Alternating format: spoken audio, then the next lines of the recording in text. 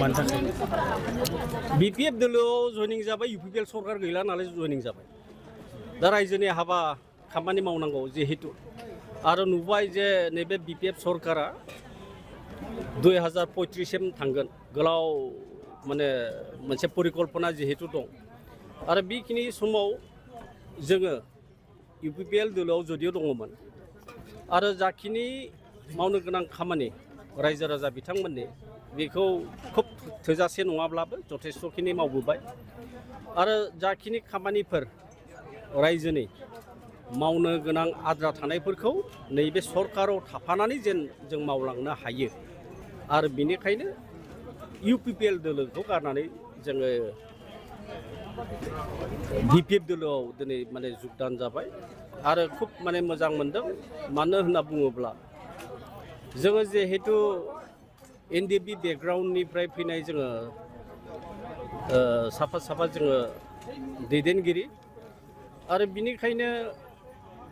जि एनडिएफबिनि माखासे इस्युसफोर थाबाय जोंनि केसफोर दाबो माने पेन्डिं दङ आरो बेजों लोगोसे दाबो बहुद केडार्सफोरनि एनडिएफबि सोद्रोमा बिथांमोननि केसफोरा दाबो वारेन्टआव माने फैयो दा बेफोरबो बहुद खामानि मावनो गोनां थाबाय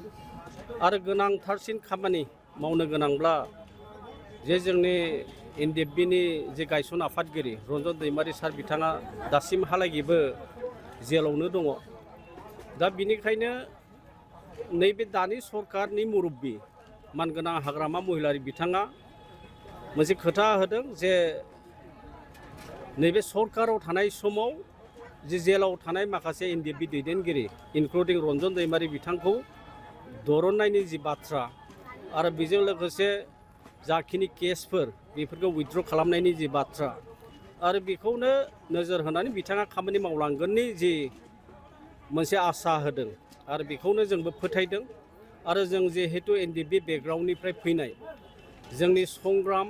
जोंनि दुखु दाहा जोंनि नांनाय जोंनि बावसोमनाय बेफोर गासैबो बाथ्राखौ सोरबा सासे संग्राम हाथियार हमनानै संग्रामजों फैनाय बे मुरब्बियासो बुजिगोन दा जोङो नुनो मोन्दों जे हाग्रामा महिलारि बिथाङाबो मोनसे समाव हाथियार दैनानै बेबो संग्राम खालामनायमोन बिएलटिनि बिथाङा सासे गोख्रों चेयारमेनमोन आरो बिनिखायनो बिथाङा जिहेतु हाथियारनि जि मोनसे संग्राम आरो बे संग्रामनि मुल्यखौ बिथाङा मोजांसिन आरो साबसिन बुजियो आरो बिनिखायनो जोंबो जिहेतु हाथियार हमनानै जि संग्राम खालामनाय आरो बिनिखायनो बै जि हाथियार हमनानै संग्रामनि बाथ्राखौ जाय मुल्यखौ बुजियो आरो बेजोंनो आखाइ हमलायलायनानै एखेलगे खामानि मावलांनांगौनि सार्थखौ सिगांग्रो दोननानै जोङो दिनै इउपिपिएलखौ गारनानै बिपिएफ दोलोआव दिनै जों जुगदान खालामबाय। आच्चा जिहेतु थांनाय 5 बोसोराव नोंथाङाबो सरकाराव दंमोन बेयाव मा खमि थाबोदों जे नैबे जिथु एनडिएफबिनि केसजों लोगोसे माखासे हाबाफारिखौ मावफुंबोनो हायो दा बेनो एक नाम्बारथ' जोंहा रन्जन दैमारि सार बिथां आरो बिथांजों लोगोसे माखासे एनआइए आरो सिबिआइ केसाव जाय बिथांमोना कनभिक्टेड जानाय आरो बिथांमोनखौ दरननांगौनि जिथुनाखि खामानिफोर बेफोर थालांदों आरो बेबायदिनो उइथड्रल अफ केसेसफोराबो माने थाबोदों आरो बेबायदिनो रिहेबिलिटेशन्सफोराबो माने थाबोदों दा जाखिनि एनडिएफबि रिलेटेड जे मेम'रेन्डाम अफ सेटेलमेन्टआव थानाय बिटिआर एकर्डनि आरो बेफोर दफाफोरखौनो जाहाथे जोङो सरकाराव थानानै जों मावलांनो हायो आरो बेखौनो जोङो नोजोर होदों आरो बेनिखायनो थांनाय जि 5 बोसोराव खुब नारा नाथा नाजादोंमोनब्लाबो बहुतखिनि मावनो गोनां खामानि एनडिएफबिनि सेंग्राफोरनि आसलते बियो खुब माने थोजासे जायाखिसै आरो बेनिखायनो नैबे सरकाराव थानानै जोङो बेफोर खामानिफोरखौ जेन मावलांनो हायो